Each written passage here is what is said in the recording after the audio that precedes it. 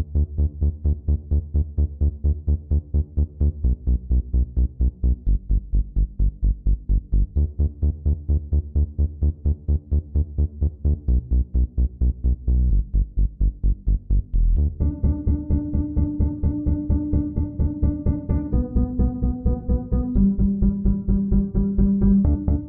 now, welcome to episode 7 of the Help Find the Others podcast. As always, if you've been here all along, well then welcome back. And if this is your first time listening to this podcast, well then welcome. I'd like to start out with the quote for this podcast is coming from Mr. Alexander Shulgin from his work, P-Cal, A Chemical Love Story. Use them with care and use them with respect as to the transformations they can achieve. And you have an extraordinary research tool. Go banging about with a psychedelic drug for a Saturday night turn on, and you can get into a really bad place psychologically. Know what you're using. Decide just why you're using it. And you can have a rich experience. They're not addictive, and they're certainly not escapist either, but they're exceptionally valuable tools for understanding the human mind and how it works. Amen. Yeah, so I chose that quote basically because Alexander Shulgin is the man. If no one has ever heard about him, well, I really recommend watching a movie called Dirty Pictures. It's a biography about him.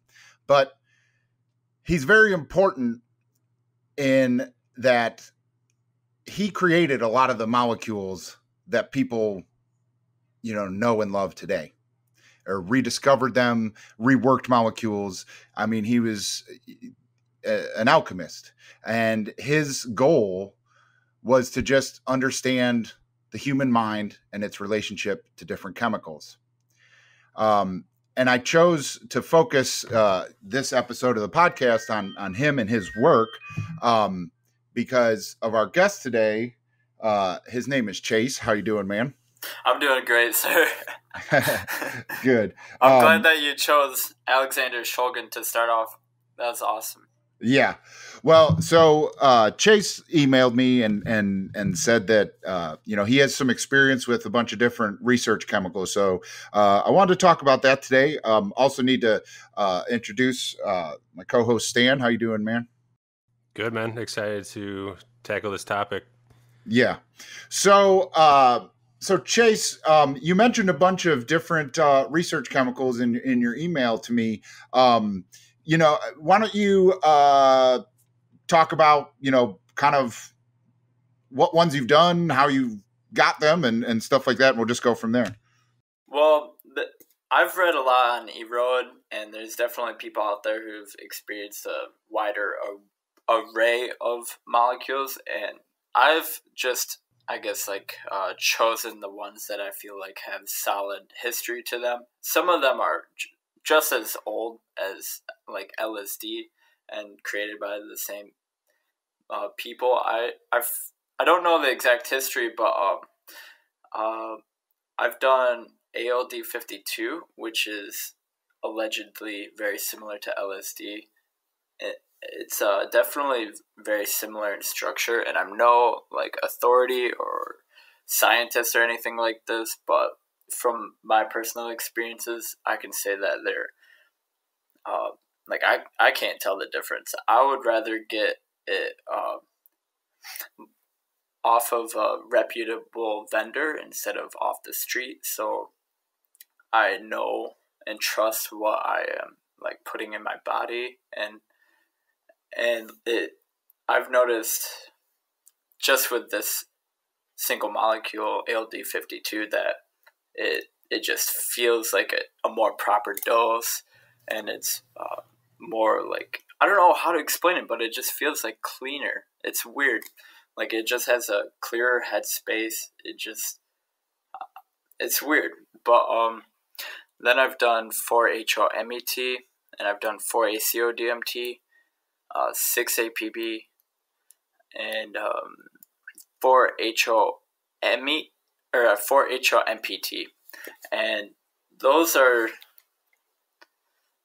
all pretty interesting. The ones that I would like to talk about the most are probably 4-HO-MET and 4-ACO-DMT and 6-APB, because 4-ACO-DMT in theory is supposed to be basically like psilocybin, right? Yeah, like psilocybin, and that one has a lot of history behind it, like a lot of reports on it, and people, yeah, they say it's like a cleaner version of mushrooms or something to that extent, because it is just like a purified alkaloid or whatever, and it is just more direct, and it's you can get your dose figured out, I feel like, better than you could with mushrooms, because mushrooms, it's quite unpredictable how much psilocybin content is in the mushrooms. Yeah. To where if you have the powder, you can weigh it up and get a more accurate dose. And I feel like 4-ACO-DMT I've done up to like 30 milligrams, and there's people who've done like 100, like just ridiculous amounts, and like it's whatever, okay, but like it's pretty intense, and it kind of like surprises me how people are able to just like waltz into doing mushrooms, and like the level, like the doses that they do. And for me, I feel like I'm just pretty sensitive to it, and I've had to, I guess, the more that I've explored with it, the more that I've had to do more work on myself to be able to like move through the experience, Yeah. like letting go. And out of all the psychedelics that I've done, I feel like that one has been the most like confrontational, in the sense that it just challenges me to better myself. Yeah. And I just wanted to bring up for our listeners that might not know what these things are. They're grouped in this category of research chemicals, which, at least in the United States, are in this gray area in majority of the states, that as long as it's not packaged for human consumption, it is legal to own and have. Not all the states, but majority of the states.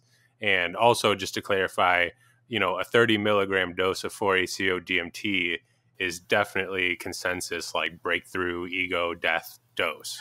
Oh yeah.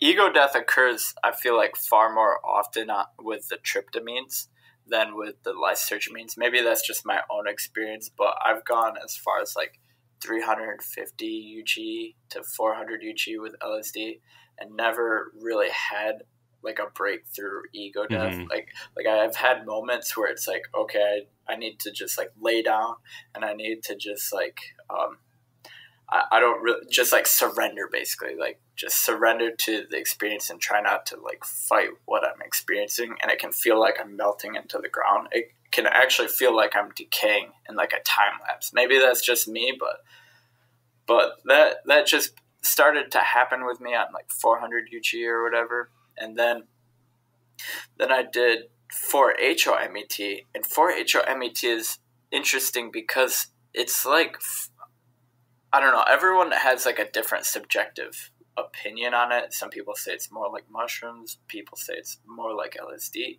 To me, I feel like it's more like LSD, because the headspace is a lot like it's the headspace isn't as I guess heavy, like emotionally, like it's not as it's really hard to put into words. But for ACO-DMT, I feel like there's more of like a dialogue, or there's more of like a message to the experience. Like I could actually see images that are like almost like holograms, just like moving through my room, and there's like a theme to it.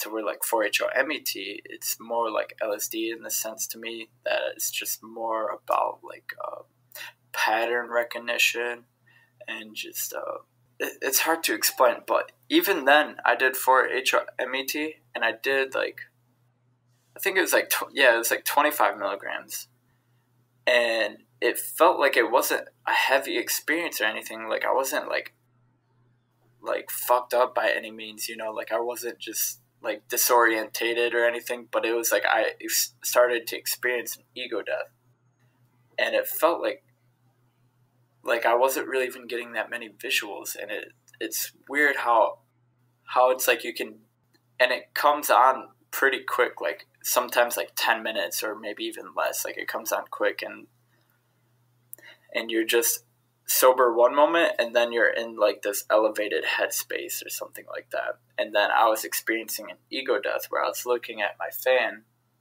and it was sort of like morphing into like almost like a flower shape, and the flower had like eyes in it, and it felt like almost like something like Alex Gray-esque, you know? Oh yeah. Yeah. No, I've definitely had that visual a lot.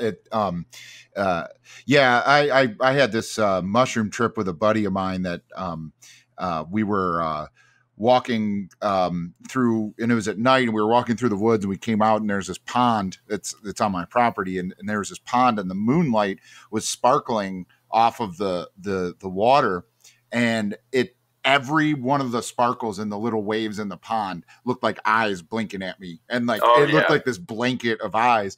I've also had a lot of things with some closed eye visuals where like paisley patterns and stuff like that will be like going on, and then all of a sudden it all turns into eyes. Like that definitely seems to be like and I don't know if it's like a reoccurring theme. Yeah, and I don't know if it's like it's part of our brain with all of these chemicals. Like there's definitely like the spirit realm involved with it, but you can't disregard human psychology. And human psychology wants to see patterns in if we're wired to be on the lookout for predators, and you would look through wherever your field of vision is to look for eyes looking at you. And that's where I'm wondering if our brain, when it's put into that state of like trying to make sense of the visuals you're seeing, if it's looking for the eyes, and if your brain is going like, oh, there's an eye, oh, there's an eye, and so it's weird, because I definitely that's probably one of the most common visuals I have is eyes. Yeah, like I did 350 UG one time, and I sat outside while the sun was coming up. Like I dropped when it was dark. It was early in the morning, and it was like dark, and I saw the stars. And then as I was coming up, the sun was coming up, and it just was such an intense experience that at my peak, it was like it felt like a tuning up of reality. Like the colors were just getting brighter and brighter and brighter, and like the level of sharpness and details that I could see in like the distance in the trees as I was seeing like fractaling patterns that were just, I was just entranced in them as they were just like going really deep into just like a level of complexity that I haven't experienced before, just a level of detail that I couldn't have imagined beforehand. And as I was reaching like this peak of just like, beauty, I guess, it just started, like I just became aware of eyes that were everywhere. They were just like all along the tree line, right? It's like exactly what you're talking about. And then after I had this experience, I was in a chat of like many psychonauts, and I was like, has anyone experienced this? And right away someone told me about their ayahuasca trip where they were just in like the meditating pose or whatever, and they drew it out. They drew a picture. It was just a sketch, but the sketch just had all these eyes all around the room that they were in, and that it felt like I just connected to that completely. And like when I experienced that, it felt like it had like a significance to it, like yeah, it could just be pattern recognition, right? That you're just seeing. Your mind is just trying to predict faces or whatever, but it very well could be that, honestly. Well, I mean, and it could be, I know people think that, you're, there is a theory that, the veil between the spiritual world and the material world, dissolves or goes away in a psychedelic state. And perhaps that, the spirits that watch us and guide us, we're able to see their eyes in those states. that's totally possible too.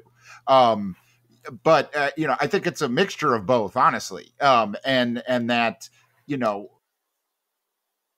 regardless of the substance, when you change your state of consciousness, you're going to be aware of things that are always there, and you're going to be more likely to see them. So I could see both theories. Like, I don't disregard any theory, but I do.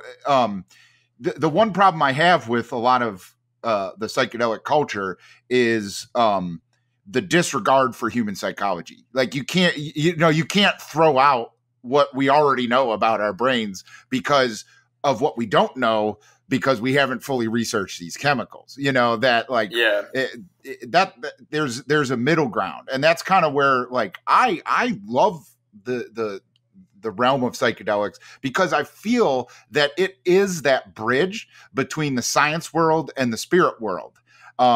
But instead, it's, since I've been doing this podcast and really started to, have in-depth conversations and chats and comments from people in the psychedelic community, it seems that it's just, there's definitely a big part of the psychedelic community that is just as much opposed to scientific findings and stuff like that as like the religion world is.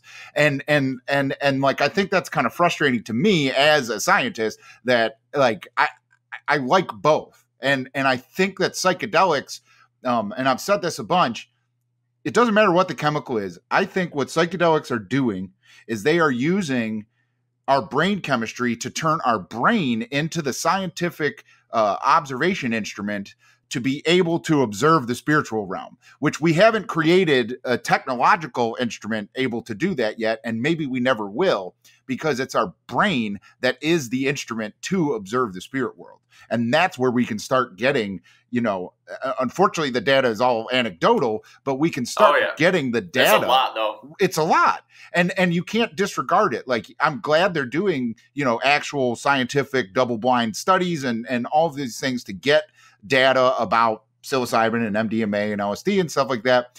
But our stories and the stories that are on YouTube and Earwid and all this, those matter. Though that is research, that is data. As long as you're taking the people that are being honest, because there's a lot of people that are just making up stories or exaggerating and stuff like that. That's obviously not data. But the rest of us, our stories and our experiences are the data that's needed to really understand these things. Yeah, just going back to the topic of whether or not what you're perceiving is purely psychological, or if it's real spiritual experience, like genuine spiritual experience. I think it can be both. Like, I've had experiences that are definitely psychological, where like, say I'm talking to someone over the phone or something, and I hear them open like a screen door, and the screen door squeaks, but the way that I perceive it is like I hear like a scream or something. Like, it sounds like a scream because it's just like this high-pitched squeal that is the door opening. And that's just like, that's something that I feel like doesn't get touched upon, is how you can misinterpret stimulus, and it's sort of like a touchy, you get into like a touchy fight or flight state, I feel like.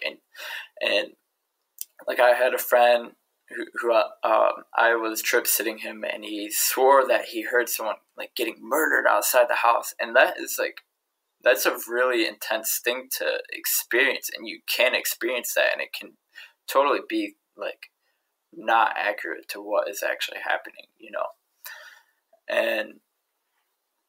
but when you experience it, it can feel like it's really happening, and to say that's, I don't know. Well, yeah, I mean, and that's where I'm at with, I don't like the term hallucinogen, because I think that totally disregards any spiritual nature to it. And it's like, this is your brain making it up, but it's not totally inaccurate, because that does happen. I mean, I've definitely, I had and it's weird, because I've read some trip reports about this same thing, but I've had some mushroom experiences where, I've been like sitting in a chair, and then all of a sudden, like my leg started hurting, right? And like I looked down and my leg was broken. Like it was all like, yeah. And I was like, oh my God, and then I like shook my head and it was fine. That obviously didn't happen. It obviously wasn't like a vision, trying to teach me something about my leg, but it was a hallucination, So, there's things like that. And that's where I'm at with the whole, entity kind of thing. Like, I don't know have you smoked DMT? I've had a few experiences, but they've been sub-breakthrough. Like, I get to that part, I don't know if you can relate to this, but I get to this part where it's like a veil just sort of like falls down over me or something like that. Almost like a jellyfish just floats down. And like, I think that's like the membrane that Terrence McKenna talks about, and I haven't gotten past that. Yeah. Well, I've never smoked DMT, but I know what you're talking about from his talks and other people. But with the breakthrough experiences and seeing the entities, we talk about this all the time. And like, I've had entity encounters though, definitely, yeah. Yeah, well, and so with any of those, not just DMT, then I guess, like it's I don't know what to think of that, because in that state, you could be convinced of anything being real, but also like, and I've talked about this before, I want to have someone experience a breakthrough that has never heard about entities or never heard any trip report, because again, it goes back to disregarding our human psychology. Like when you're in that state, you're expecting a certain thing, because that's why you took the drug, was to have the same experience of someone else that you heard of. And so when you're in that state, it's totally possible that your mind manifests, because that's what psychedelic means, is mind manifesting. Your mind manifests the entities that you went into the experience wanting to see. And so there's a very interesting book by Graham Hancock called Supernatural, and he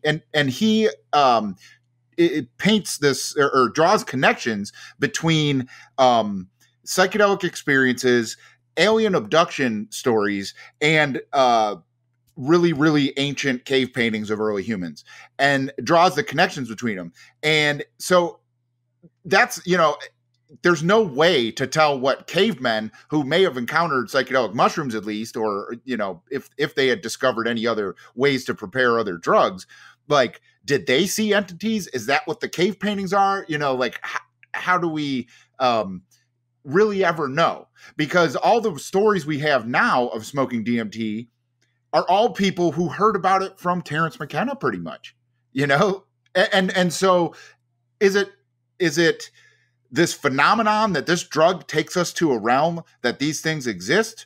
Or is it a phenomenon where everyone is expecting the same experience that Terrence had, and they're just having the same experience because that's what they were expecting, And so that's like, when I say like we need to do research with this stuff, that's what I mean, is like we need to get specific people that have never heard about it but want to try it and are down for it, and see if they have the same experience. Because Rick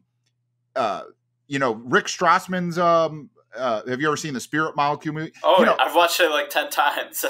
Yeah, most of those people they weren't aware of DMT at the time, and most of them don't have the same rocket ship to through this, and they don't have the entity experience. They have an ego death experience, and they describe things that are very similar to what I've experienced. But none of them have the like, oh, there was these jesters or there was a machine out. They don't talk about that. And so that's, I don't know. I mean, I don't disregard anyone's experiences, but at the same time, like you have to, the people that really believe that they've encountered an alien intelligence, they also have to acknowledge the fact that they were expecting that to happen. Well, my first encounter was, I guess, like a higher intelligence that what I experienced. I guess I feel like I honestly wasn't expecting it. I was almost like mid conversation, and it felt like my brain just was like an antenna or something, and I connected to a signal, and the signal was just like a signal of love, I guess. As cheesy as that sounds, it was no, just it doesn't sound. Yeah. It was just like it was almost like there's there's an intelligence that's so advanced that it's not like telepathy with words, it's like telepathy with emotion, if that makes sense. And that just totally broke my conception of like how advanced an alien could be, I guess. Like I always expected just like gray aliens that, that are pretty human, I guess like the way that we conceptualize like ETs or whatever, they're always like these bodies that stand upright and all this. Yeah. But I honestly wasn't expecting that, and I wasn't expecting it so much so that like when it happened to me, I immediately just like started crying. Like I put my head in my hands and was just crying. And then when I disconnected from that signal or whatever, I was with two other people, and I tried to like explain why that happened to me, why I was like just suddenly cried. I was trying to get the words out, and then it happened again, and I just went back down and started crying. Yeah. No, I mean, dude, that makes sense with what I was talking about that, these drugs tune our brains to pick up the different vibrations of the universe.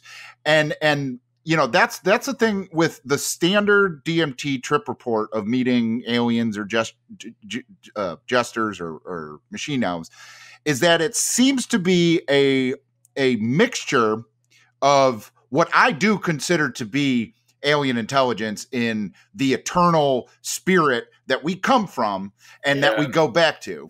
Yeah. Like people say that they could be aliens or they could be our ancestors. Right. I believe that a little more than aliens, because it seems like that they're combining that with, like you said, the movies we've seen as kids and how aliens are portrayed, which if you understand, how vast the universe is in the physical dimension, it's like impossible that we're contacting them almost, that the way to really connect with the rest of the intelligence in the universe is in the spiritual realm, in the eternal. And that, like you said, the message is love, because that's what I argue with people online about all the time is like, there's these people that are like constantly going into their trips, like they're like, I'm trying to learn the secrets of the universe and blah, blah, blah. And inevitably all these people just end up batshit crazy. They don't really connect with anything. Like it really doesn't seem to have helped them in their human life. And the problem I have is if the psychedelic state was the most important state, you wouldn't come back. And the reason we come back is to increase our enjoyment of our life now, because it's love. And we ignore love so much as humans when it's the only thing that matters. Love only exists right here and now. And that's why we're living. That's why we're existing. And that's the number one lesson everyone should come out of a psychedelic state with, is that like, I need to love more and I need to be loved more and I need to spread more love. No matter what other secrets of the universe people are chasing, that's the most important one that everyone overlooks. For me, with 4-ACO DMT, like I said, it's like challenged me more, and I feel like it's changed my relationship to the unknown.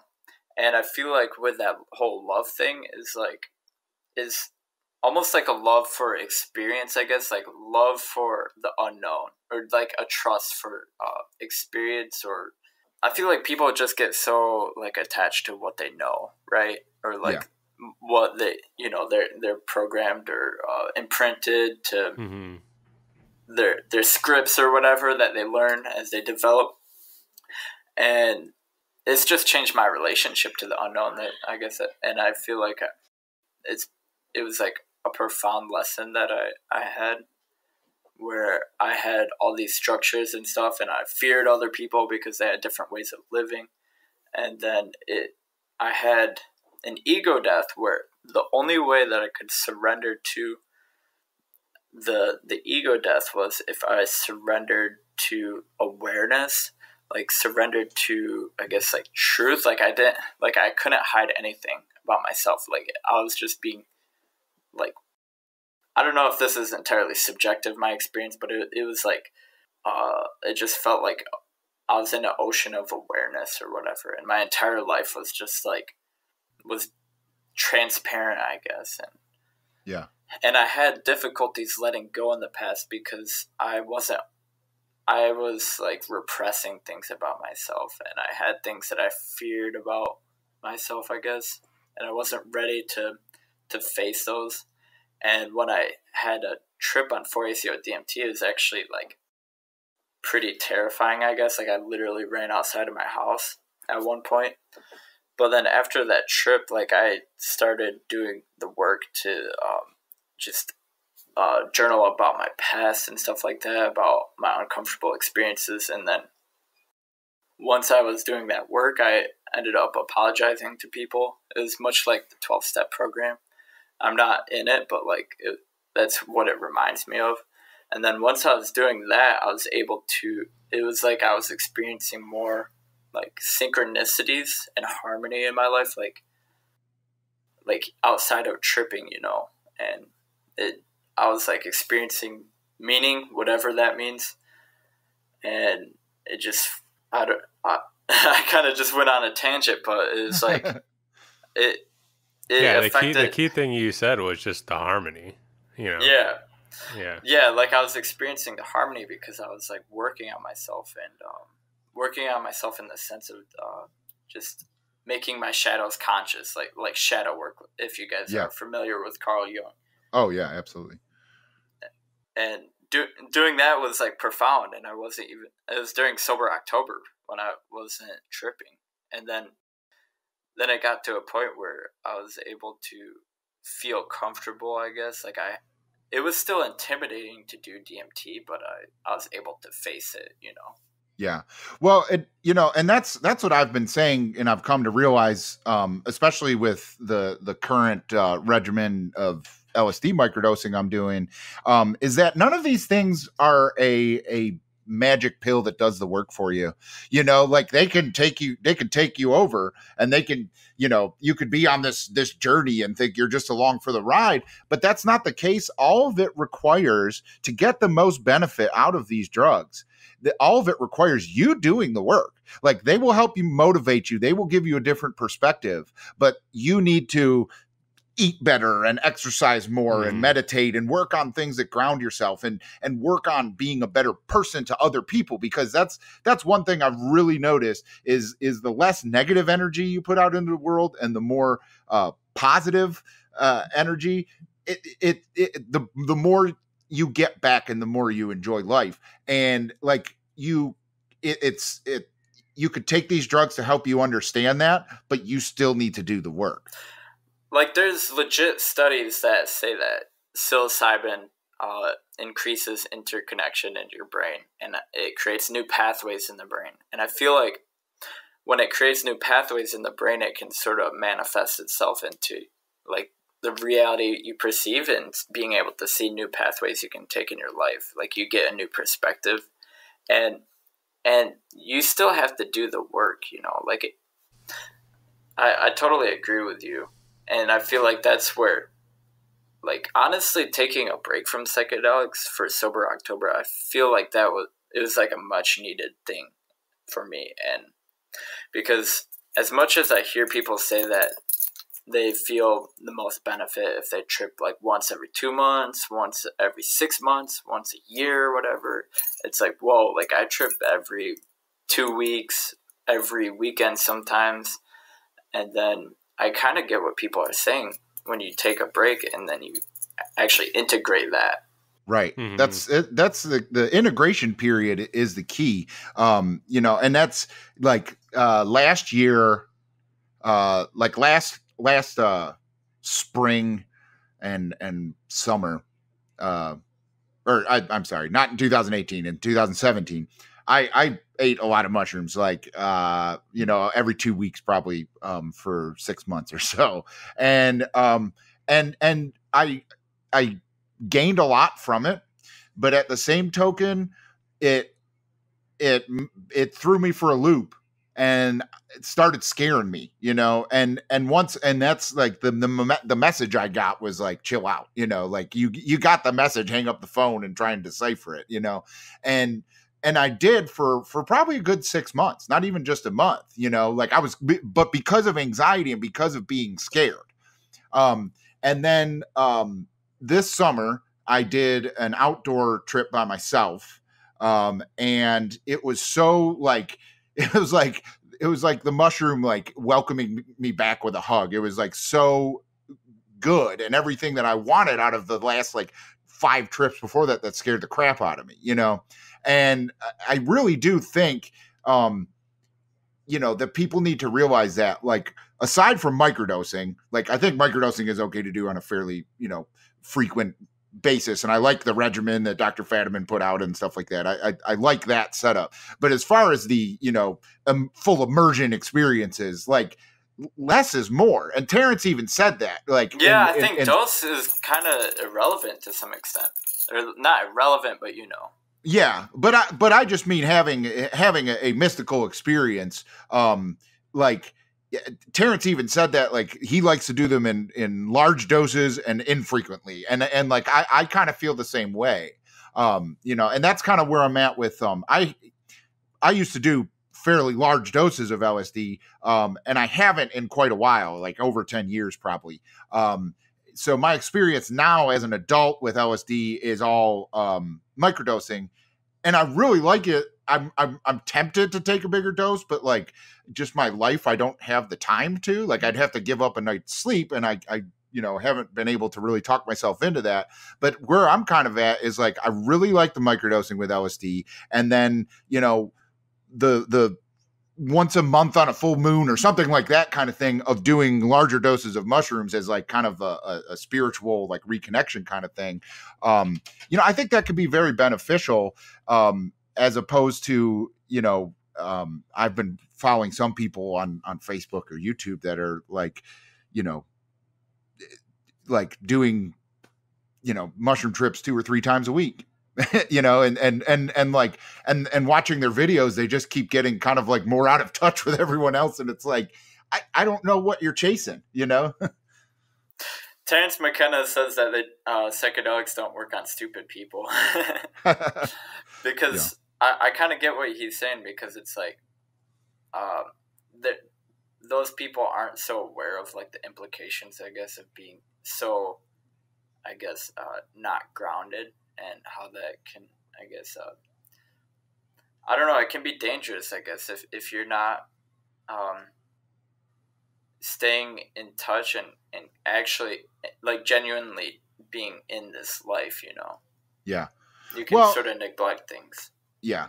Yeah. And I mean, and that's my whole, like, thing with the channel, like, help find the others, because it's like, there's a lot of us out there, yes, there's a lot of people in the psychic community or psychedelic community that already are surrounded by friends that they can talk about and share these experiences with and stuff like that. But there's a lot of people like me, and I know that because most of my emails are dudes that sound exactly like me. That are like, dads, and like, they're in a fantasy football league, but they can't talk to any of those guys about even smoking weed or whatever, and I can't go next door and even tell my neighbor that I do this podcast,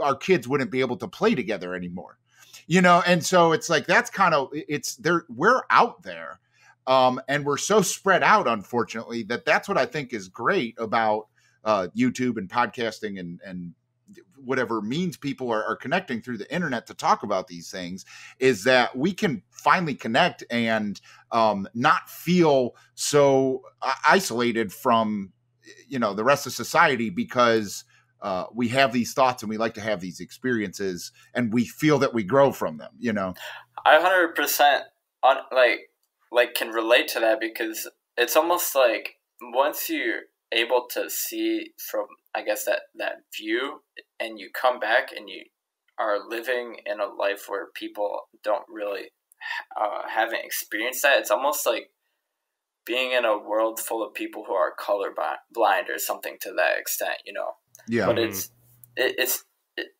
I feel like it's even more so that, like, it's not just like color, it's like, I guess, the way you treat people, like, you learn, well, not you as in everyone, but like, sometimes people can, I guess, have that empathy with how their actions can affect people, and sort of like, what I do to other people, actually, I'm doing to myself, sort of thing.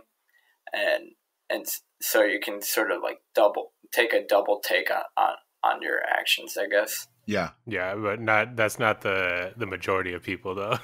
Oh yeah, I could also the see people that understand that principle of the universe don't really. At least they're few. There's few of them compared to the guy that will scream at the taxi driver because he didn't get his fare discounted or something. You know what I mean? Like, yeah. I mean, there's a lot of factors. I mean, people could be like sleep deprived and they could be more easily escalated, because they're just don't have that life support system that they're running on. And I've noticed myself get almost like a breakdown to like cry because I got 4 hours of sleep one time, and he said earlier how it's no magic pill or anything like that. It's, I don't know. It's about the integration. Yeah. So I wanted to go back to talking about HOMAT. No, the one that's like ACO? For ACO. So have you A/B'd that with like the same the equivalent dosage of mushrooms to just the pure ACO DMT, and what do you think the differences are, if there are any, or do you think it's pretty much the same? Well, I've only done 1.5 grams of mushrooms before, and it was actually my first trip ever. And when I did that, it felt probably like the thing with 4-ACO DMT is like it has like a dose curve where, say, 7 milligrams could be 1 gram equivalent, and obviously grams can vary with mushrooms, but like I've been trying to like almost like obsessively just try and figure out like what the equivalencies are. Mm-hmm. And it seems like people tend to agree that 7 milligrams is like 1 gram, and then say like 14 milligrams could be 2, and then it could be like there's like a curve to where 14 could be 2 grams, but like 35 could be 5 grams. But gotcha.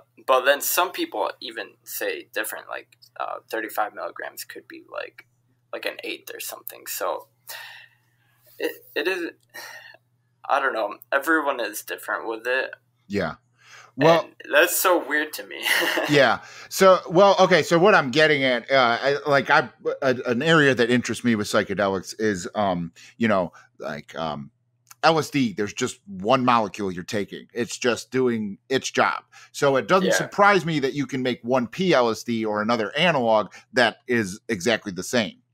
But when you're talking about mushrooms or ayahuasca or cannabis or kratom, you're talking about a natural plant or fungus that has a lot of other things going on in it, and so I'm wondering, so 1.5 grams is the most mushrooms you've eaten of whole mushrooms.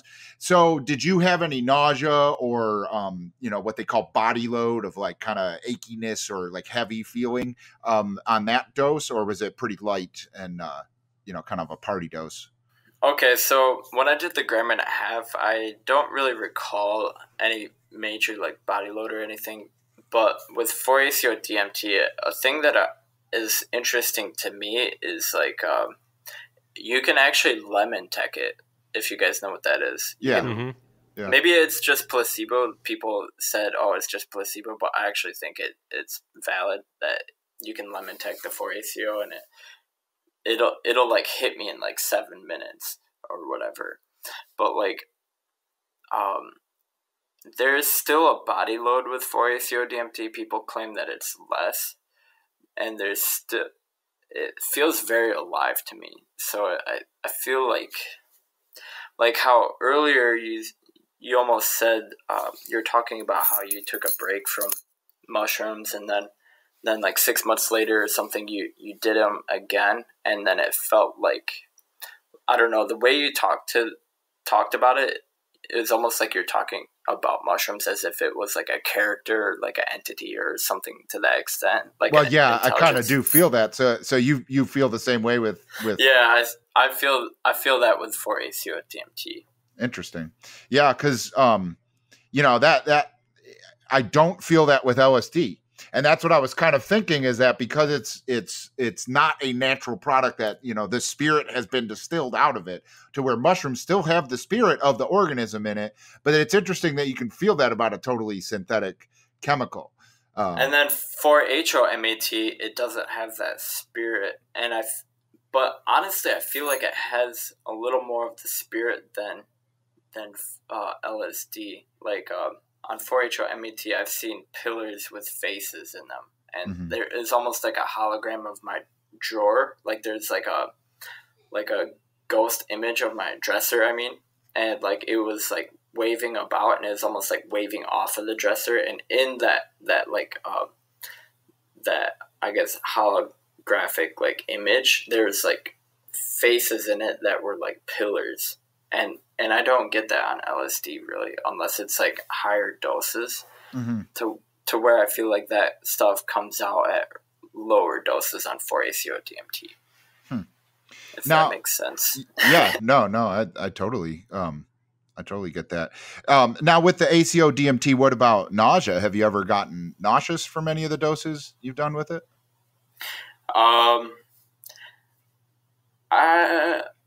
I don't think I've ever like thrown up or anything like that, but I would recommend people to just try and not move around a lot.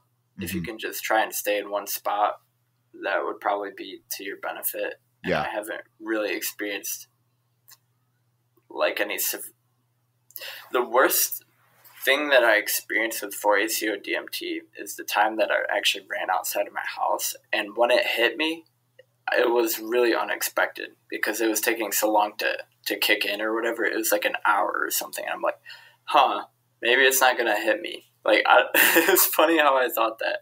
And then not long after that, it just felt like I was being constricted or something. Like I felt like my skin was wrapping around my bones or whatever. Like I was dissolving, like ego death or whatever, and it just happened so quickly that it was like, oh no, like oh shit. yeah and it was a really physical feeling too. Like it did not feel good. So I, with mushrooms, I frequently have nausea, and it's my whole experience with trying to figure out the proper way for myself to handle mushrooms is trying to manage the nausea.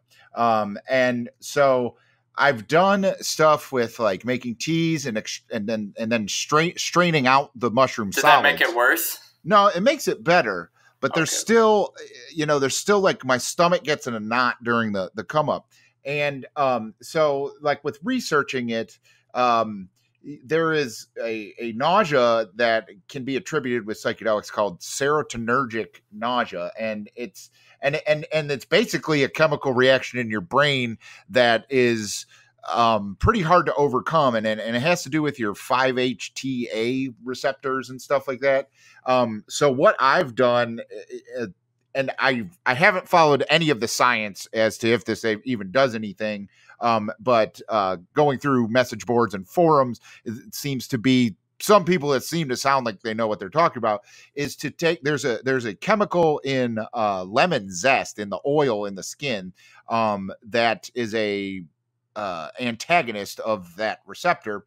And if you take this lemon oil, maybe like an hour before you take a psychedelic drug that's going to affect your serotonin, that you will have less nausea.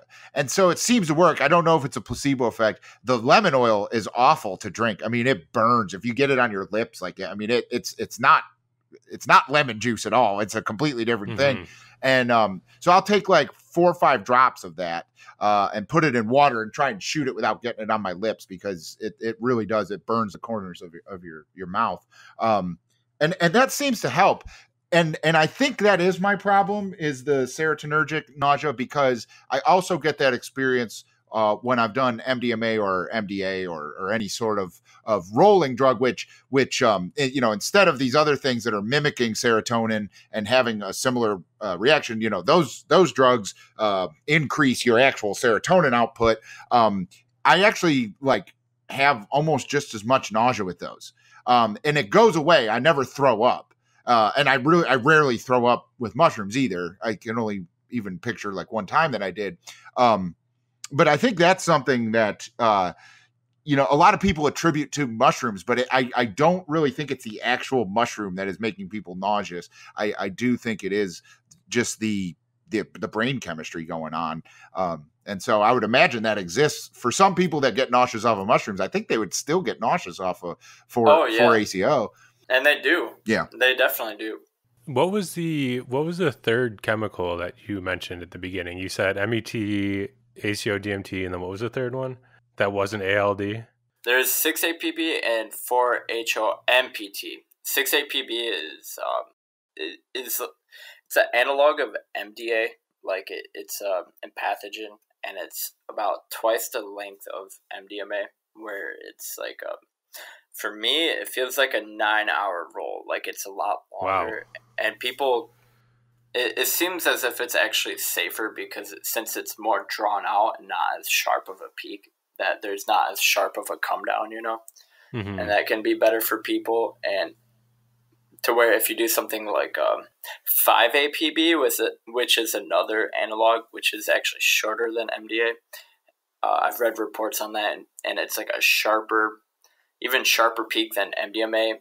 And so it's like, I guess, like more euphoric in a way, but it's a lot shorter.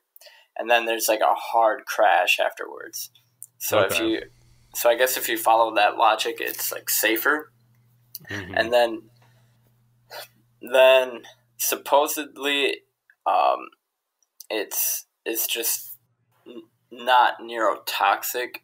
That's the purpose it was created for. People would actually have to go and research this themselves, I feel like, from the research that I've done. Even with the cardiotoxicity that people talk about, I feel like it's overall like has a really good safety profile to where I don't really worry about it when I do it.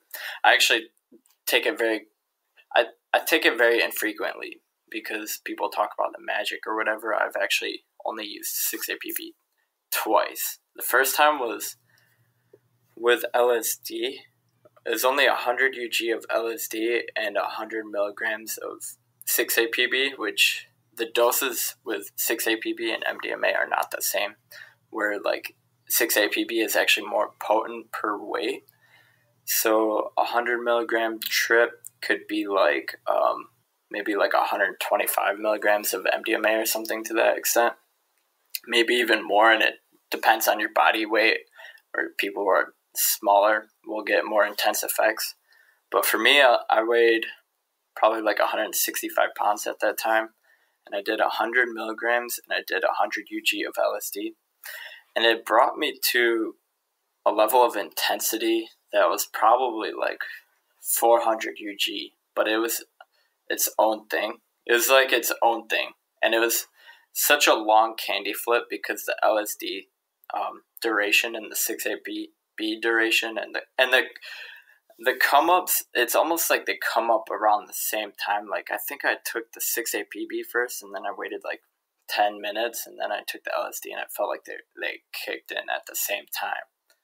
And so I feel like that trip, since it was so long, that it had so much therapeutic potential to it, that it felt like I was just so ecstatic about this combination that I just wanted to share it with the world, Mm-hmm.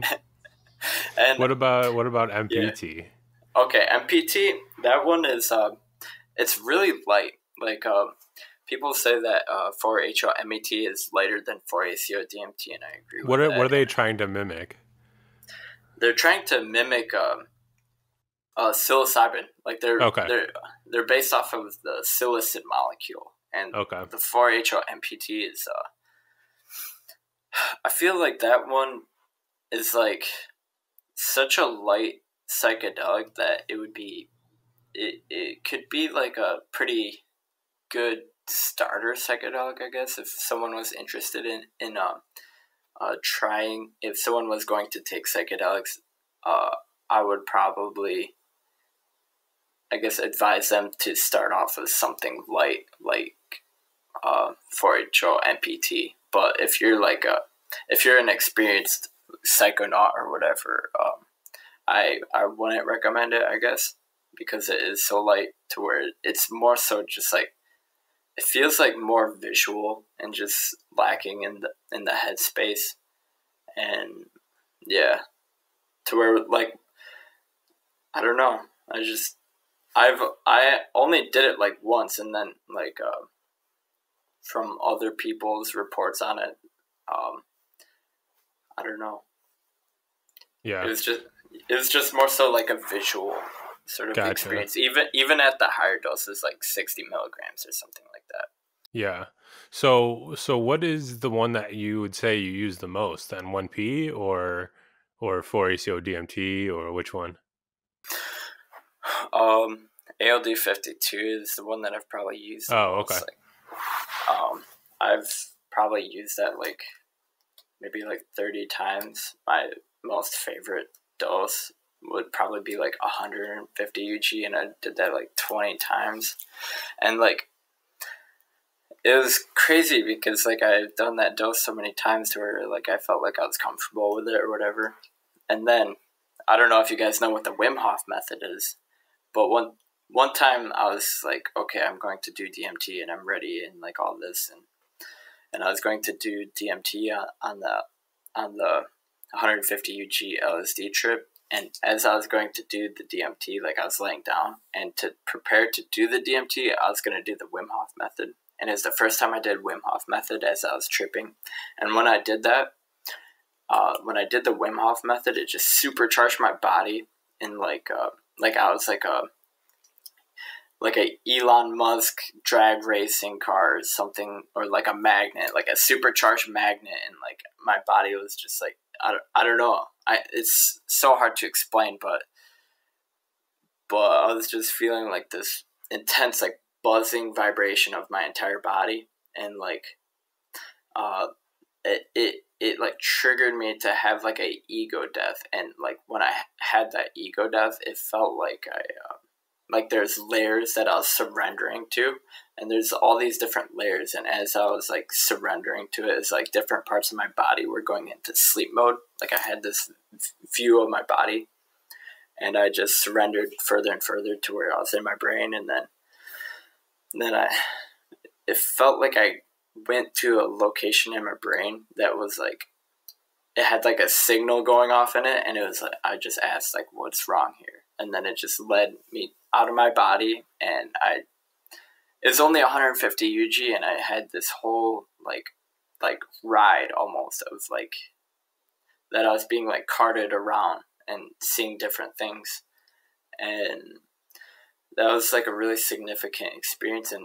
And like I said earlier, like I never had an ego death even at 400 UG, like a full one. Yeah. And then when I did the 150 UG and the Wim Hof, that just totally altered my perspective on dose, you know.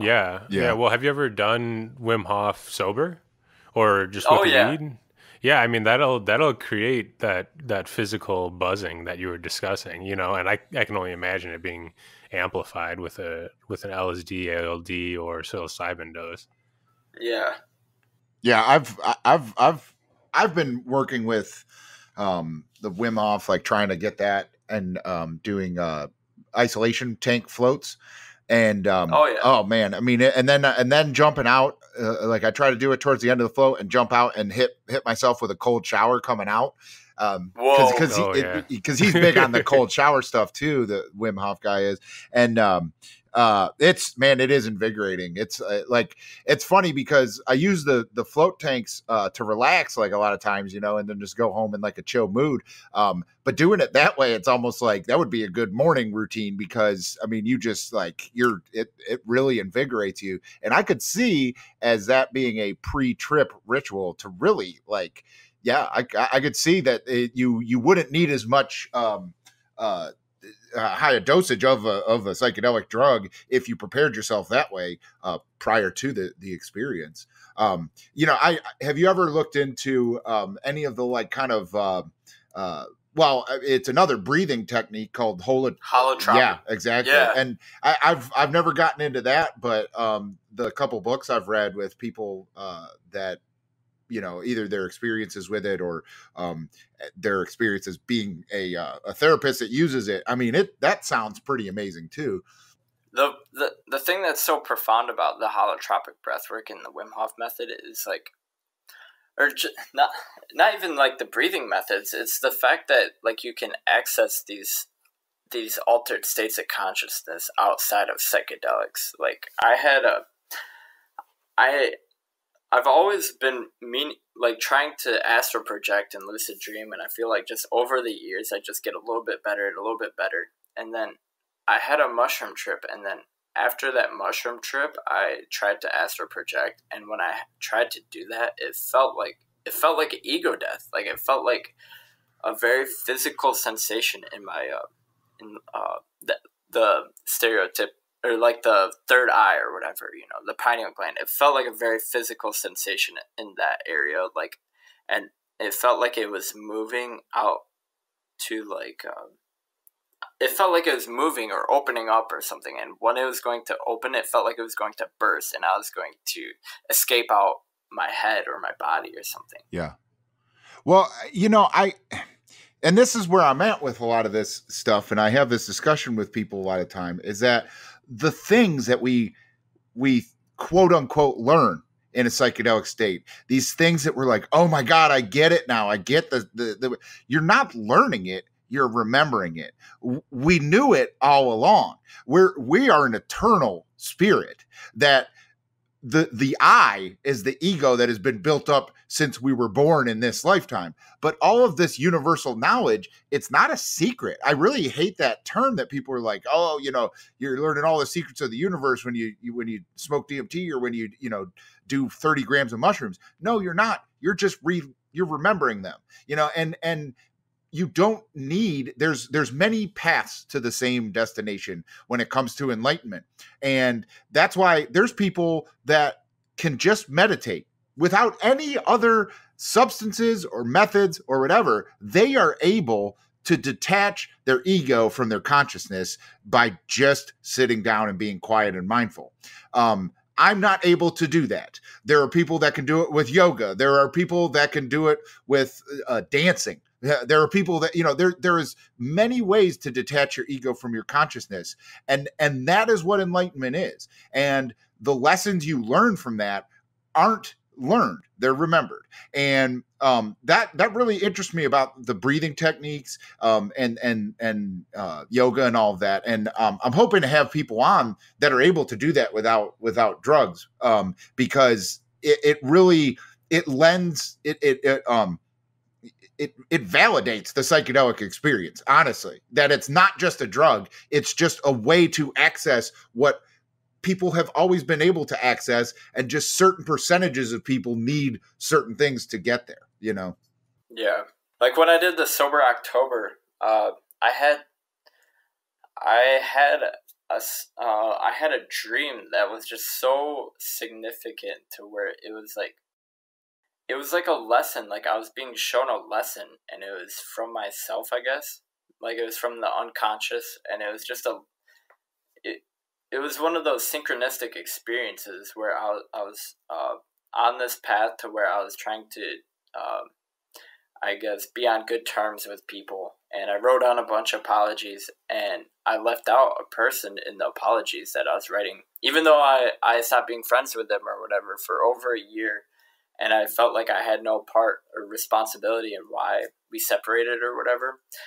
I avoided writing them an apology. And then I had this dream that was where I woke up, and it was almost like 8 years ago or something, because I've known them my entire life. And like I was in their room, and it was nighttime, and when I woke up, or like before I woke up in their room, it was in the middle of the night, and I had sleep paralysis, and it was like I was just really, really difficult to move, and I was just fighting it so much to where I eventually could not fight it, and I was like, okay, I'm gonna surrender to this, much like a psychedelic experience. Like I'm surrendering, and I was like, okay, what is this going to show me? What am I going to see? Like, am I going to have to face some fears here? Like, am I going to have to see some scary things? and I was just ready to see some terrifying things. But then what happened is I woke up in this friend's room, and their room was exactly how it was during that time period.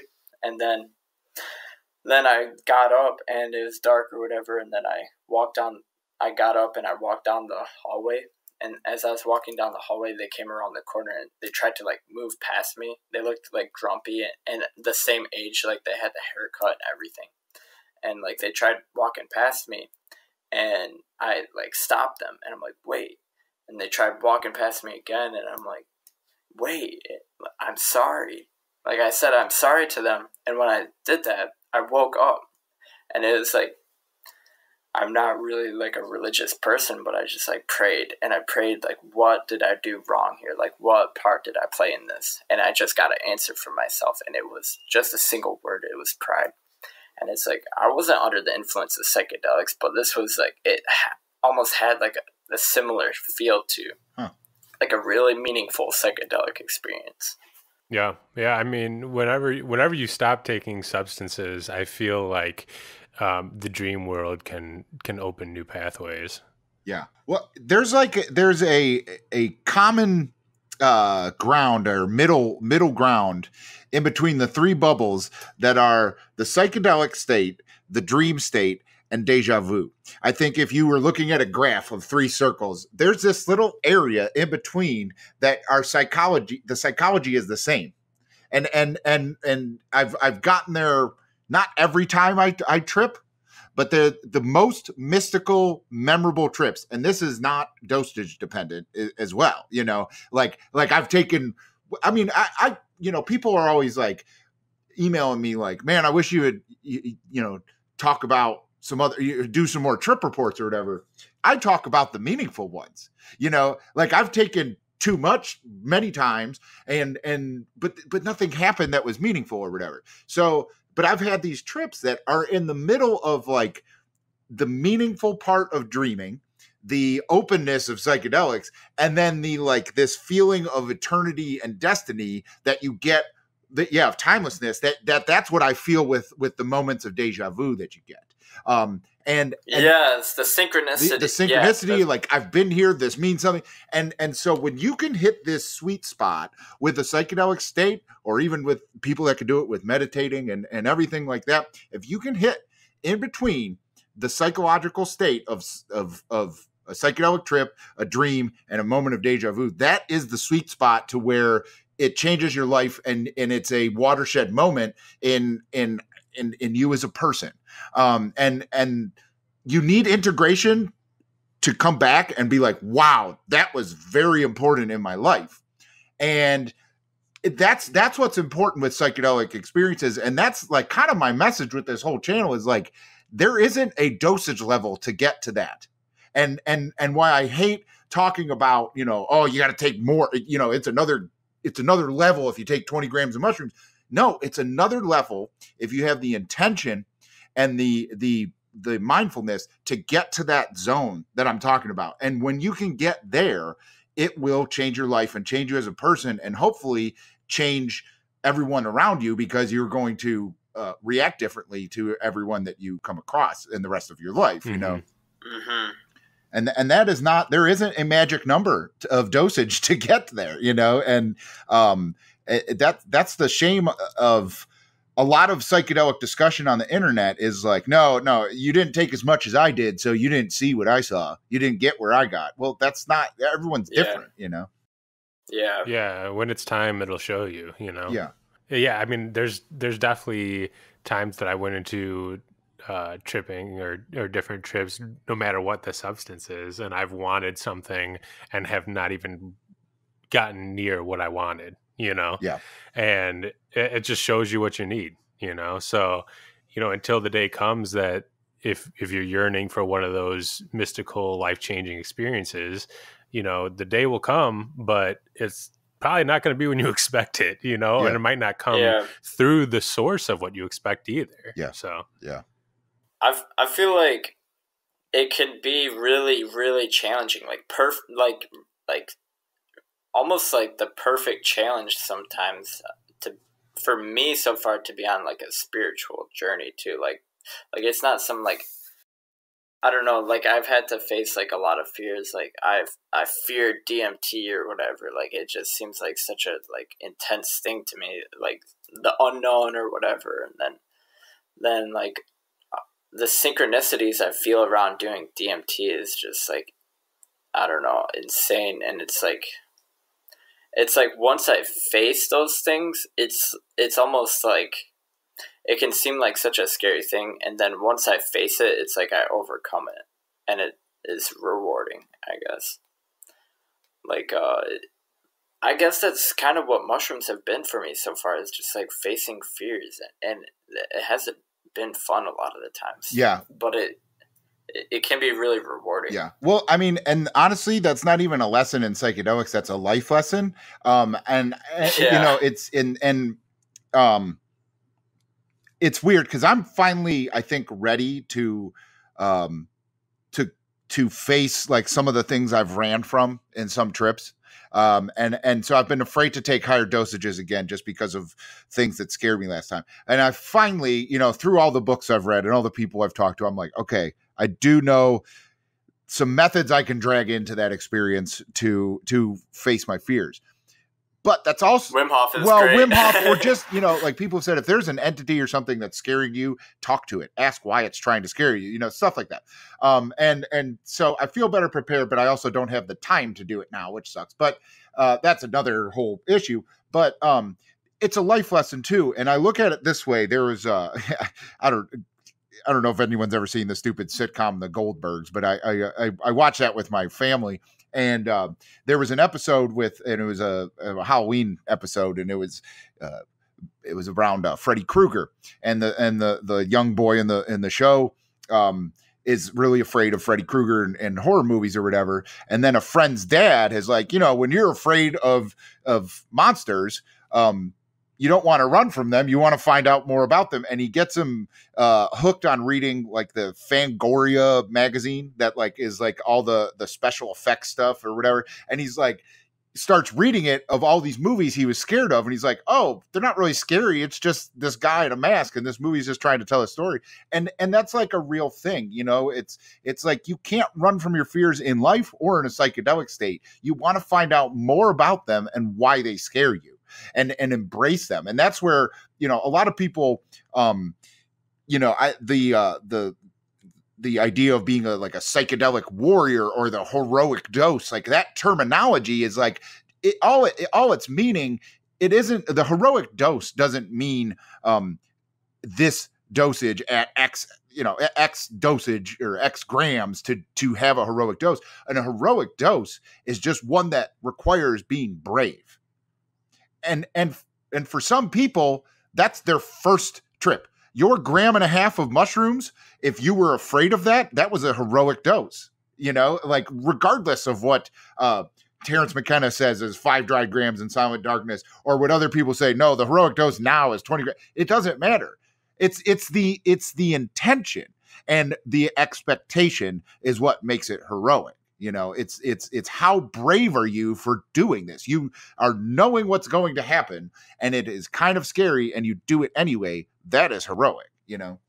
I feel like a big lesson is to just pay attention, if that makes sense. Like it's hard to explain, but when I was having the astral projection, I never like broke through or whatever, but it was just like, pay attention, just look, just watch, just look, yeah.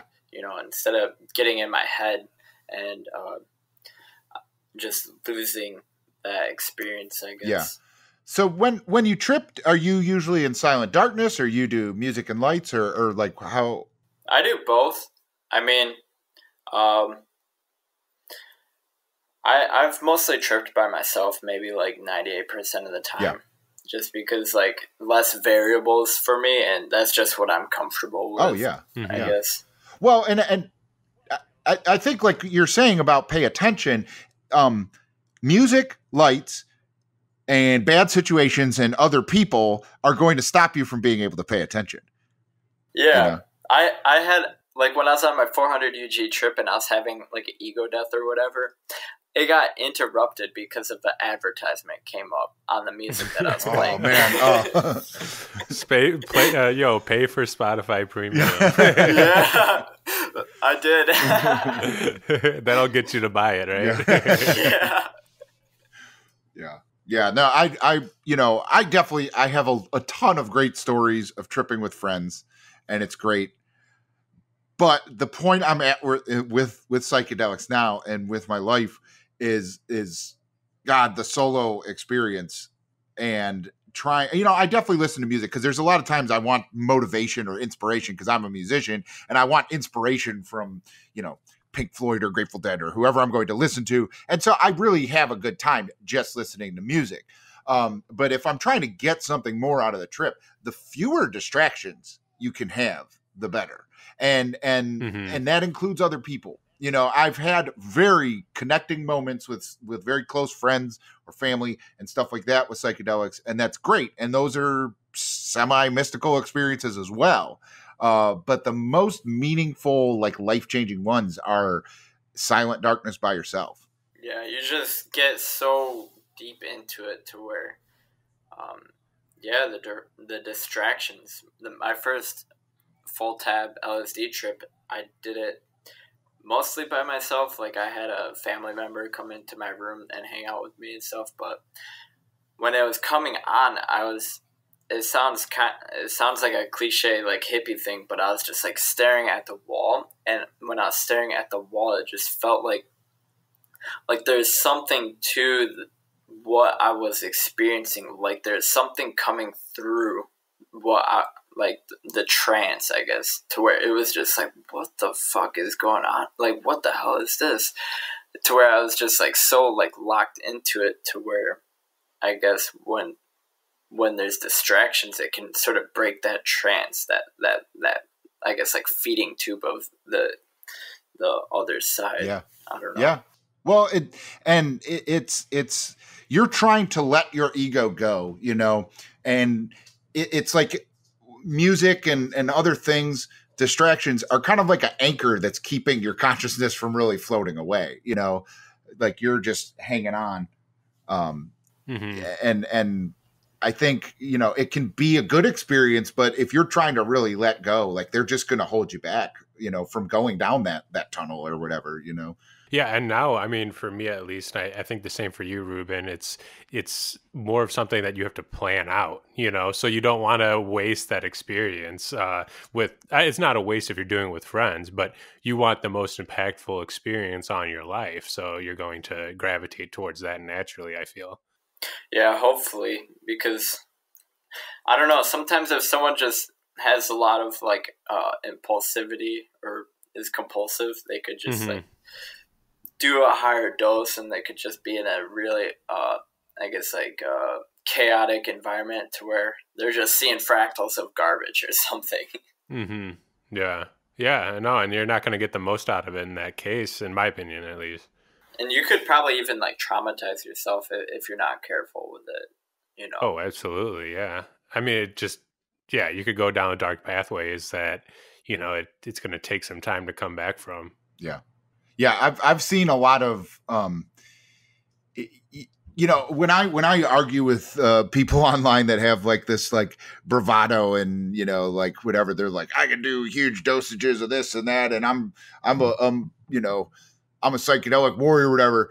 Like, I'm speaking from not even my own experience. I've just seen a lot of friends that like think they could do it, and then they end up totally frying their brains, They get like they get bitch slapped. They do by hyperspace or something. Yeah, all of these substances require respect. Like, yes, it's great to feel like you're so tough and like you can handle anything, and like you're so psychologically sound that like nothing's gonna rattle your cage. But they will. Like, your brain is stronger than you, and these substances will make your brain respect them. If your like will is not willing to, like, your brain's going to make it, make you respect them. Yeah. That could be like a level of like hubris or maybe even like pride, where it's like too much, I don't know, confidence. I mean, it's your ego getting in the way. Yeah. And making you choose something that the end result's not going to be the greatest. And Ruben, what you said about, you feel like you're almost ready to go back in and conquer some of your fears.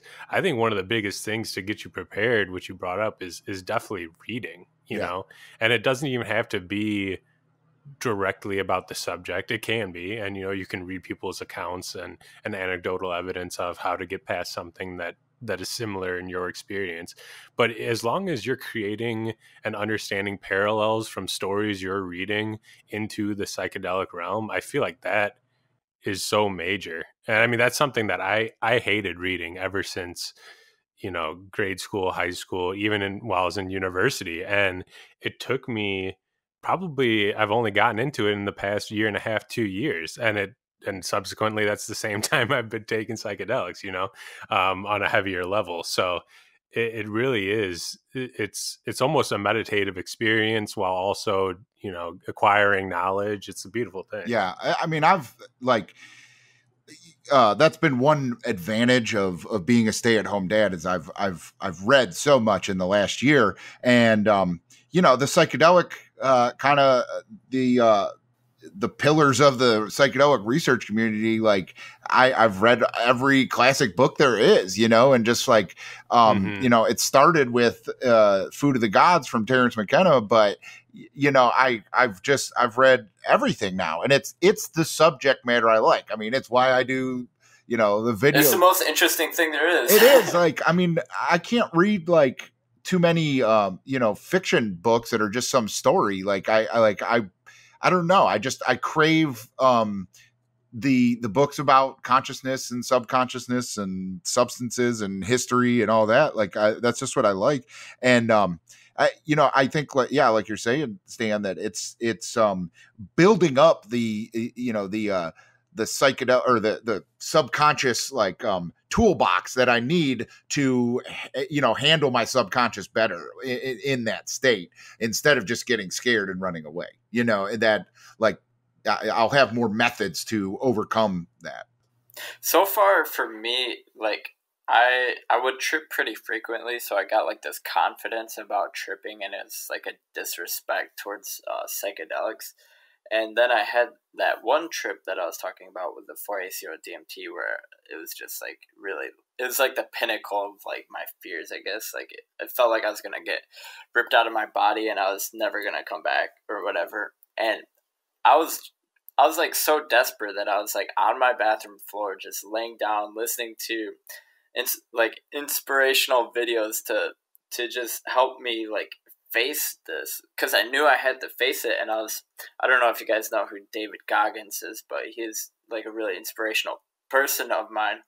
And I was just listening to him, and he's like, you have to face the suffering and all this, and it's like no matter how much I would listen to like him talk and like try and encourage me, it's like I was helpless to actually do it. And I've never really been someone to just jump into the pool, you know. I always had to work my way into it. So when I had that trip, it felt like it was like almost like forceful, like the mushroom entity or whatever is like forceful, like it's gonna push me off a cliff.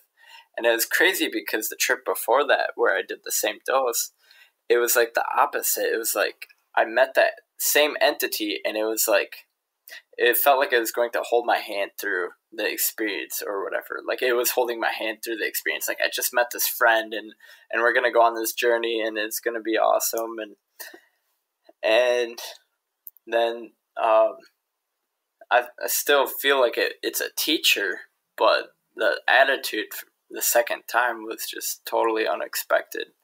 And in order to like get my I guess like confidence back into facing that, it's just taking facing fears of my past. And like say I got stuck in a tree as a child, and understanding like the shame, not the shame, but just like the fear of being humiliated in front of my friends or whatever. And then it's like, why do I even care what they think? I already know, like I have my own self-perception and my own self-respect, that like I already know the things that I should do, and it's just a matter of me doing those things and having that, you know, I guess like respect for myself. Because in that time period, I just had a lot of struggles, I guess, and I was sort of like deceiving myself in ways, and like just wasn't totally honest with myself and not doing things. And I still struggle with doing things, but it's like I had to just learn to like forgive myself, you know? Yeah. Yeah. I mean, I think the psychedelic experience can, for a lot of people, especially if it's a bad experience, kind of forces you to do your own method of CBT, cognitive behavioral therapy, which we touched on recently. But it almost just forces you into that world where, if you have a bad trip and you're knowledgeable about it and you've done research about it, you almost feel like you need to make amends with certain things and move forward. And, and like you said, it kind of forced you into what you view as like somewhat of a 12-step program, Yeah. and that you wouldn't have been there if you didn't have that terrible experience. Yeah. Granted, you went through that experience and that probably sucked, but you're it getting really better. sucked. You're getting better each day, though, and that's something that you're working on. Well, and how old did you say you were, Chase? I'm 20. Yeah, I just turned 20. So the fact that you're working on those things and having those realizations now is going to help you so much going forward. I'm 37 and I'm still working on those things now because of these. So it's like that even more makes me want to spread the word of how beneficial these substances are. That it's one of the biggest crimes against humanity is that psychedelics have been chastised and given this negative stigma that it's taking generations of us to get past, and that the anti-hippie movement of the Nixon campaign of the war on drugs and stuff like that pushed everything and pushed all of these substances into the same category as heroin or cocaine or anything like that. It is such a shame because so many people missed out on the benefits and the ability to really learn how to get through the difficult parts of life, even if you take the spiritual journey out of it all, just learning how to be a better person, like they are so beneficial to that how in the hell have we convinced people, or has the policymakers and government convinced people that they're bad? It's just such a shame. Yeah, I feel like I don't know. I'm sort of an advocate for the legalization of all drugs, and I'm only 20, so I'm pretty naive and I don't really know too much. But I feel that for psychedelics, you don't have to be sick to take the medicine. No, because they promote wellness, and that's the thing. Like with the argument over if cannabis, is actually medicine or not, right? It doesn't matter. It promotes wellness. Like that's what's important. It does more good than it does harm. And so with psychedelics, I look at it as it doesn't matter if they are medicine or not. They mostly only affect your consciousness. And I am not okay with because most of them have extremely low toxicity. I am not okay with our policy telling us, hey, your consciousness, that's our fucking jurisdiction too. Like we get to police your consciousness just as much as what you do to the rest of society through your actions, and like, if you look, as far as you said, like legalizing all drugs, I understand,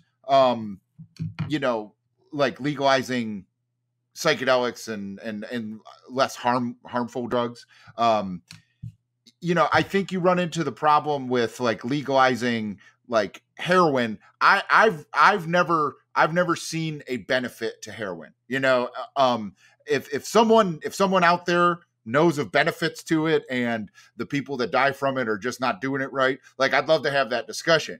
But like, I have no problem with that. I've had a very close friend that died of a heroin overdose and stuff like that.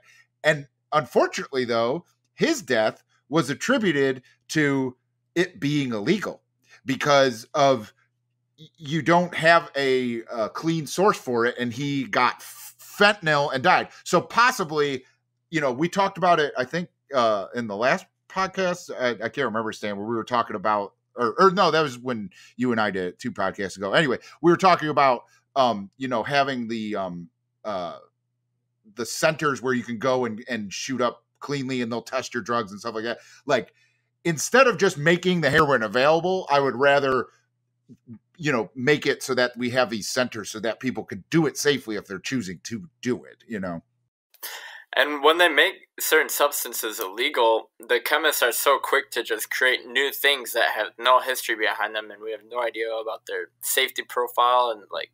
I mean, just say no doesn't work. If people want to do a drug, they're going to do it, and so instead of legalizing as far as like making a economy based around it that people are able to get it at stores and stuff like that, I think I don't agree with legalizing all drugs that way, but I think the way we handle the policy around drugs is just so wrong, and that DARE did not work. It probably did. Yeah. So I think we're starting to see that. And then I'm hoping that, with at least psilocybin and MDMA that, they are seeing wow, this is like a legit medicine that we need to let people explore with. But. And I mean, I honestly I don't recommend people to take psychedelics, honestly, even though I find them so beneficial.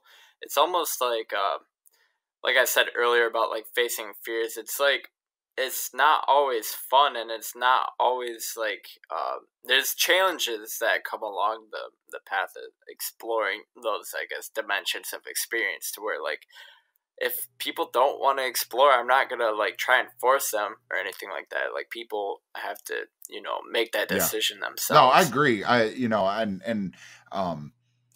think I'm not one to go around saying everyone needs to try this or whatever. And it's more like when people, with microdosing, people be like, man, why do you have such a good time all the time, or whatever? And I'll be like, well, microdose or whatever, I'll just throw it out there like that, and then see if people are like, really, that's interesting. Or if they're like, oh, Jesus, whatever, dude, if it's that kind of thing, then I'm like, I'll leave it there. But it's like with anything else, if you be the change that you want to see, you'll slowly see things start to change, that people will be like, I want to have an outlook like this guy, and he does psychedelic drugs, so maybe I should, or whatever. I don't know. Like in the psychedelic community, there's people who sort of create a negative image on psychedelics, like they're not responsible users or whatever.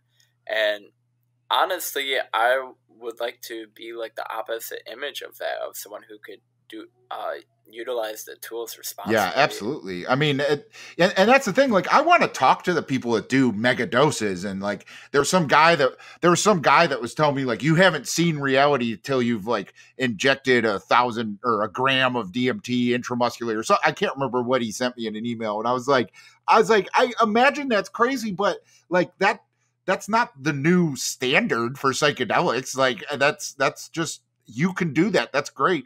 I don't want that guy to be the poster boy for the psychedelic culture, because I don't want the outsider to view the psychedelic culture as this attitude of if you don't do as much as you possibly can, you're a pussy. That shouldn't be our motto, It definitely is an issue in the psychedelic community. It comes up. I see people, they do a 10 strip, and they brag about it. They do,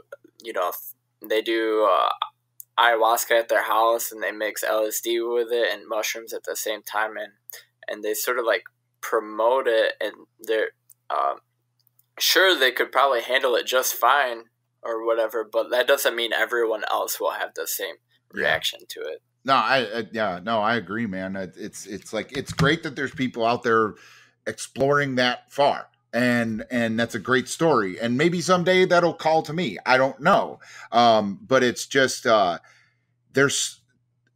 there's just so much more benefit to like hitting that sweet spot, like I was talking about, and that's what I'm trying to appeal. Like microdosing is great for that too, I feel like. Well, microdosing for me, it hasn't really, it doesn't do anything for like any sort of spiritual answers that I'm seeking. Yeah. What it does for me is it gives me the motivation and the confidence to try to improve my life. Yeah, like I did a microdose one time, and I was able to be confident speaking up to my boss about how I need like less hours so I can focus on other responsibilities outside of work, and I feel like typically I wouldn't have that confidence, Yeah, no, it gives me the confidence to feel like an individual and to be, like I can get very frustrated, like sitting there on my phone, looking through Facebook and reading people's arguments and conversations about politics or whatever. And just like, you just feel this like that. And the microdosing days like takes me out of that. I'm like, I'm going to fucking put my phone down and listen to music or go play guitar. I really like, it helps me do that. It helps me break that addiction to society that people seem to have. And I think a lot of anxiety and depression comes from being addicted to everyone else's anxiety and depression. And I think the microdosing helps you break away from that and have your own day. Yeah, I completely agree with that. Someone said how microdosing mushrooms to them was like a forced mindfulness. And honestly, I kind of agree with that. And I mean, if someone's going to get into microdosing, they should probably be careful with their dosing. Because, I mean, there can be negative effects if you, like, do too much or whatever. But, I mean, I had this experience where I microdosed at work, and it was on the busiest day of the year, which was the 4th of July. And all my coworkers were, like, they're almost like, they're so frustrated with how busy it was. And it was like what my goal was to just be in the zone and work as good as I could, do my best. And just, I was actually happy, like I was actually smiling, and I was just trying to keep other people afloat. Yeah. Yeah. That's been my experience. And I really like it. I also, I feel that it's another thing that's helped me when I've done a couple more, higher dosage dosages, at least that I was scared of mushrooms. And it's helped me not be afraid of that as well. Like, I don't know if it's kind of like a cross training or it's like, getting your adrenaline in check so you're not as nervous about it. I think it's good for that as well. Like, even if someone's like, I don't like microdosing, I like taking bigger dosages. I think the microdosing in between the larger dosages can kind of help you like get ready for that bigger journey that you want to take, if that's what you want to do, Yeah, like it can sort of keep you connected in this weird way where it's like you might get a little tinge of just like, I get it, like a reminder almost of, I guess, that space. Yeah, and for me, I even think that could be weed for some people. I mean, it definitely, there's definitely a stigma around it about just sitting on your ass eating food or whatever. But for me, if I smoke like a good sativa or a 3-to-1 or 2-to-1 CBD to THC blend, that definitely puts me, it like revs up my brain engine, to the point where I'm thinking about the next goal of the day, whereas even if I'm sitting on my ass playing video games and I haven't smoked for the whole day, or if I'm just online on Reddit browsing or whatever, and then all of a sudden in the middle of that process I take a hit, it'll be like, wait a second, your brain will start firing up. It'll be like, wait a second, why are we wasting time here? Like, let's go for that run that you said you were going to go for yesterday, That's amazing. So and then when you blend the two, for me at least, it's a whole nother level too, and it's awesome. Yeah. Well, we're at the 140 mark. I wanted to ask one more question before we wrap up. and go back into research chemicals, where, if you're comfortable talking about it, like where do you get these? Or is it all over the internet, or do you know people that have them, or what's that process? Well, I order from a vendor in Canada. I'll just say that much. I'm pretty sure people can get the gist from that. Yeah, I got you. Yeah, definitely. Like I said earlier, I'd prefer that because I feel like it's almost like more regulated. There used to be like a user base on Reddit of people who would review the vendors, and that was so nice because that's how I got to form that trust, because there's just so many people like talking about the vendor, and like even the issues with like shipping and stuff like that got me to get an idea of like what I was getting into. And when I went that route, it just felt a lot safer than ordering from someone that I don't really even know that well, or like don't know where they're getting their stuff from, you know, or just like not testing the substances. Like yeah. No, I agree. You know, we live in a world where user reviews are key. You know, if you're looking for a plumber or a research chemical, like you want the highest reviewed starred person, you know, because my experience with people I know that would get research chemicals, it was like a dude who was getting big bags of white powder from like China, and like the emails he would get to order them and everything like that were like super broken English and whatever. And it was like, man, and there wouldn't even be any labels on the package or on the dosage. It wouldn't be anything. And I'm like, oh my God, that is so crazy to do, you know? And so that always painted a bad picture in my mind when I would hear research chemical. But the more that I've been reading about how it actually goes down now with, like you said, you know, user reviews and ratings and stuff like that, like, God, that is such a safer way to take drugs. Because I mean, not even with research chemicals, like who knows what, when I was doing like acid all the time, I didn't test it. I didn't know what a microgram was. I didn't, you know, it was just paper or gel tabs or sugar cube. And like, who knows what I actually took, because I didn't even know there was anything other than acid. Like, you know, so, and at that time, I mean, that's when research chemicals are just starting to kind of come all over, and who knows, you know, or how many rolls I took that were just a pill that I chewed up. Like, who knows what was in it, you know? And so, like, I really like that structure that's building up around research chemicals and 1-PLSD and analogs and all these things, of being able to, like, yes, it's still through the mail and it might be, you know, a company or something that's just trying to sell it, but it's still the user review. Like, you know, that like other people have done it and this is a good person to buy from, you know? 100%. Yeah. I'd like to say one more comment about RCs. It is a really interesting community too, and just like the substances, because some of them actually are different than the quote unquote classic psychedelics. Like I said, 4-HO-MET. That one has been a really popular one because it doesn't seem to have as serious of a headspace, and it's a pretty short duration.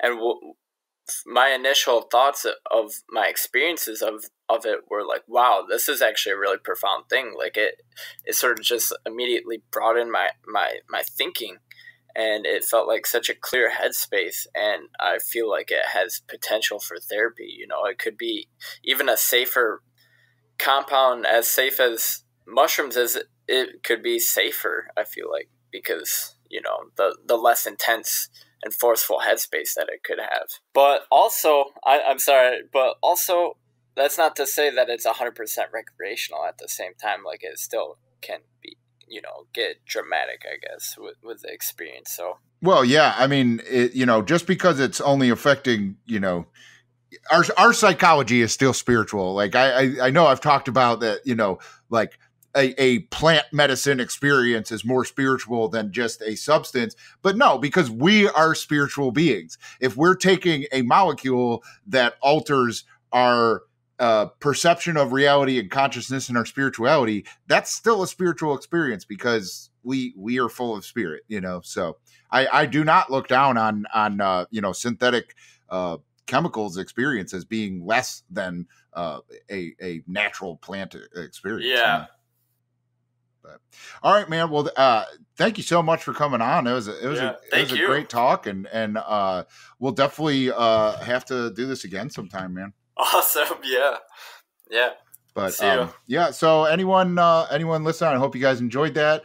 And again, Chase is just someone that reached out and said that he'd like to be on, and I know a lot of other people have too, and we're gonna try to kind of work through the email list and get everyone on. But if you've been listening and you've got a story to tell or want to come on and join in the conversation, definitely hit us up at helpfindtheothers@protonmail.com. And as we mentioned before about the hotline number, you